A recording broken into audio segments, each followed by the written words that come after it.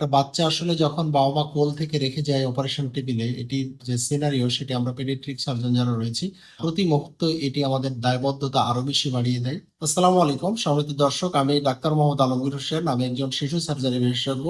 আজকে operation theatre থেকে এই ভিডিওটি করছি। আসলে বাচ্চাদের যখন অপারেশন করি, বাচ্চার বাবা-মা কিন্তু আসলে বাহিরে প্রচন্ড একটা ভয়ংকর অনুভূতি তাদের অনুভূত হয় যে তারা অনেক বেশি আতঙ্কের মধ্যে থাকে, ভয়ে থাকে। আমরা যখন অপারেশন করি সে অপারেশনটিও কিন্তু অনেক কেয়ারফুলি করি। একটা বাচ্চা আসলে যখন বাবা-মা কোল থেকে রেখে যায় অপারেশন টেবিলে, এটির যে সিনারিও সেটি আমরা পেডিয়াট্রিক সার্জন যারা রয়েছি, প্রতি মুহূর্তে এটি আমাদের দায়বদ্ধতা আরো বেশি বাড়িয়ে দেয়। কিছুক্ষণ আগে একটি বাচ্চার অপারেশন করলাম, ওর থাইরোগ্লোসাল সিস্ট ছিল। ওর বাবা-মা যখন ওকে টেবিলে রেখে যায় অপারেশনের জন্য, ওনারা কিন্তু যেতে চায় না। আমরা অনেকটা জোর করে বের করে দিই। আসলে উপায় থাকে না।